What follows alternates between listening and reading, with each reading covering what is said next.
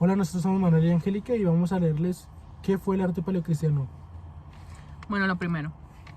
El arte paleocristiano es el nexo de unión entre dos grandes etapas de la cultura y el arte occidental.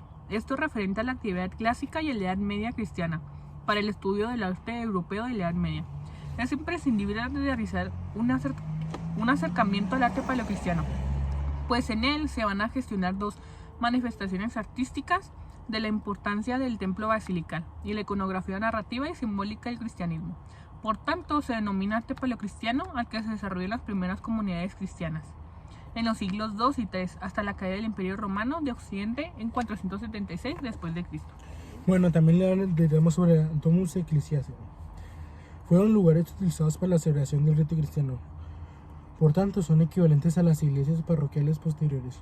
No tenían una forma especial debido a que normalmente se empleaban como viviendas romanas, normales de 2 pisos adaptados a la función que necesitaban viviéndola con tabiques. Es ahí donde los cristianos realizaban su misa, sin que fuera descubiertos. Estas iglesias clandestinas no tenían símbolos que las identificaran, sino que estas eran casas típicas. Si se daba caso en que la casa fuera donada por su propietario de la iglesia, se llamaba títulos. Por eso todo este contexto es lo que lleva al nacimiento del arte paleocristiano a arte cristiano primitivo. Ok. Bueno, le vamos a hablar sobre cómo están organizadas las domus, ¿no? Es pues la organización de las estancias y todo eso. Bueno, lo primero es el atrio. Se ubicaba normalmente en el centro de la vivienda. Consistía en un patio interior en el que se desarrollaba la vida doméstica, formado por una galería de columnas y a su alrededor se encontraban las distintas estancias. Implivium. Se trataba de una pila o cisterna, por lo general colocada en medio del atrio. Se usaba para recoger el agua de la lluvia que caía del cuplivium, parte de la cubierta que tenía un cierto ángulo de inclinación. Rodeaba el atrium y recogía el agua de la lluvia. Ok, ahora le vamos a hablar sobre la culina. Bueno, la culina es a lo que hoy llamaríamos cocina, situado alrededor del atrium, para tener un mejor acceso al agua para cocinar. Era una habitación pequeña con encimeras de madera y fogones fabricados en mampostería para manipular y cocer los alimentos.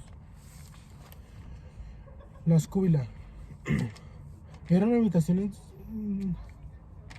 de descanso de los habitantes de la casa. Básicamente eran las habitaciones de la casa, destinados tanto a los propietarios como a los esclavos, las cuales no poseían ventanas y estaban orientadas alrededor del atrio. Ok. Ahora el tablinium. Se solían colocar al fondo de la casa entre el atrium y el hortus. El hortus es el jardín o la zona pues de la huerta. O el peristilium. Es un jardín practicado de mayor tamaño que se construía en las domus más grandes y lujosas en el que a veces había piscinas, plantas, fuentes, estatuas y estaban destinados a ser la sala principal o a veces el gran comedor. Trialium es el comedor oficial en el que se celebraban las grandes comidas con los invitados. Estaba por lo general muy decorada y regada de telas y elementos costosos para buena impresión a las visitas. Eran espacios más limpios de la domus. Ok, ahora el alarium. El alario era un pequeño altar sagrado de la antigua vivienda romana, donde se realizaban las ofrendas y oraciones a los dioses o espíritus guardianes del hogar. En las viviendas de los patricios, el alario se situaba en lo general en el atrio. Tabernae se consideraba como almacén donde podían guardar elementos diversos como el licor, artículos domésticos, entre otros. Después se cambió su función a establecimiento comercial. Ubicaban dependencias de las casas. Por lo general no tenían acceso a la vivienda general. Podían tener 1 o 2 puntos usándose la planta superior como vivienda del propietario de la taberna o almacén. Ok, ahora fauces, vestíbulum.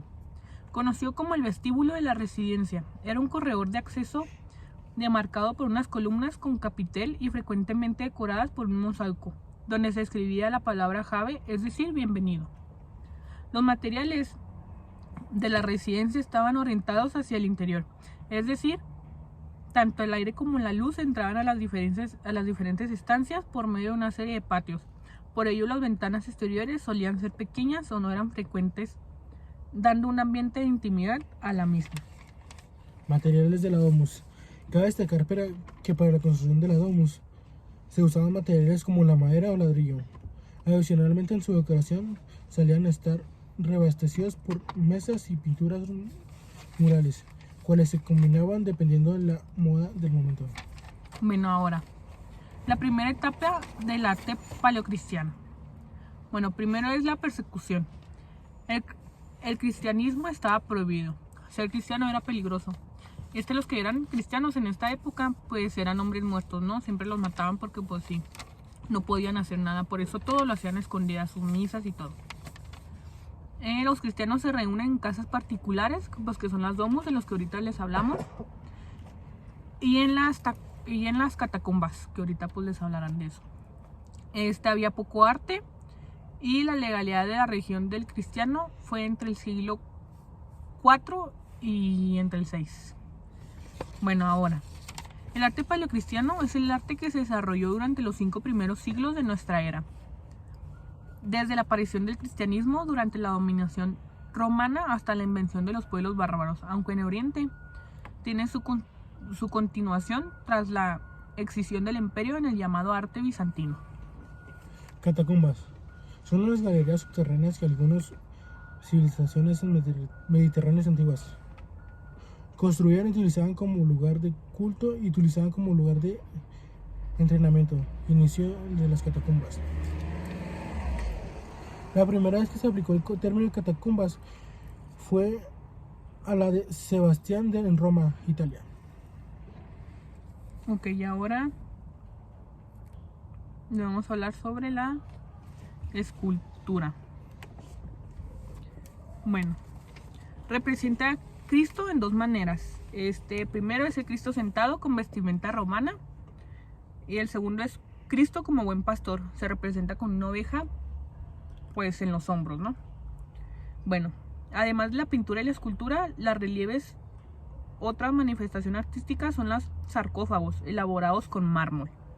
Y se colocaban 2 temas: Cristo como buen pastor y la pasión de Cristo.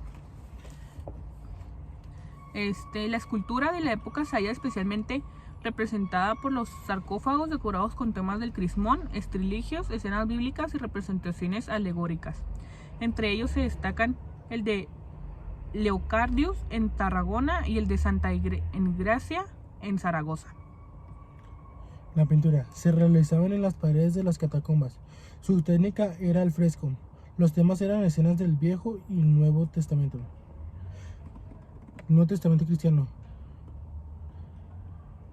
Solían representarse con la paloma, el símbolo de paz, y una paloma, o también con un pez que significa Cristo.